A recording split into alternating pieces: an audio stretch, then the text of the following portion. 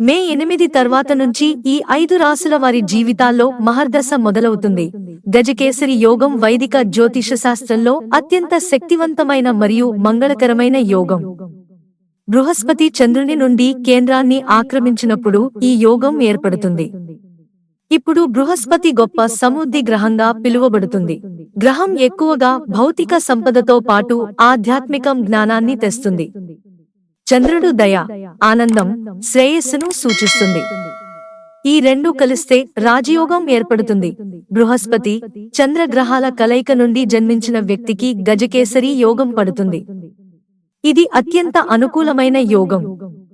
ఇది మేధో సామర్థ్యాలను, అపారమైన శ్రేయస్సును తెస్తుంది.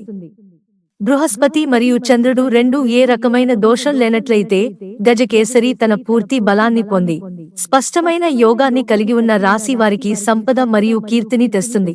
మే 1న బృహస్పతి మేషరాశి నుంచి వృషభరాశిలోకి ప్రవేశించాడు. బృహస్పతి ఈ రాశిలో సుమారు 1 సంవత్సరం పాటు సంచరిస్తాడు.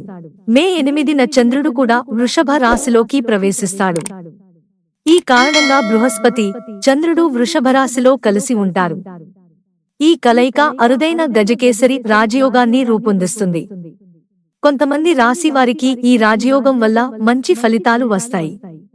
ఆ లక్కీ రాశులు ఏవో ఇక్కడున్నాయి చూడండి. వృషభం.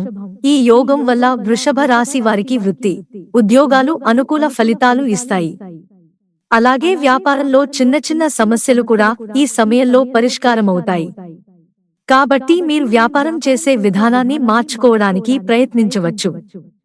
ఇది సమీప భవిష్యత్తులో మీకు విజయాన్ని కూడా అందిస్తుంది. అలాగే నిరుద్యోగులకు ఆశించిన శుభవార్తలు అందుతాయి. సింహం. గజకేసరి రాజయోగం సింహరాశికి శుభాలను కలిగిస్తుంది. ఈ సమయంలో కుటుంబ జీవితం ఉల్లాసంగా ఉంటుంది. వ్యక్తిగత సమస్యకు పరిష్కారం లభిస్తుంది. పిల్లలు మంచి ఫలితాలు సాధిస్తారు. ఆర్థిక లావాదేవీలు ఆశించిన ఫలితాలను ఇస్తాయి. అనుకోకుండా 1-2 శుభవార్తలు వింటారు.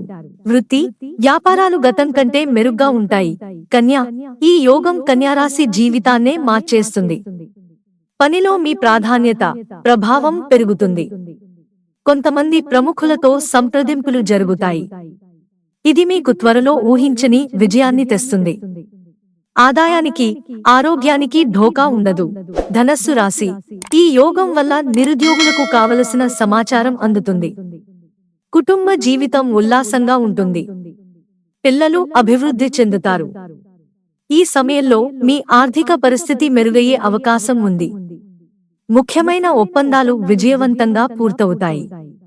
ఈ సమయం చాలా అనుకూలమైనది. మీనం. ఈ యోగం అనేక విధాలుగా ఆదాయాన్ని పెంచుతుంది. ఉద్యోగంలో గౌరవానికి లోటుండదు. వృత్తి జీవితంలో చాలా బిజీ. దీనివల్ల ఆర్థికంగా కూడా ప్రయోజనం ఉంటుంది. వ్యాపారాలు వాగ్దానం చేస్తాయి.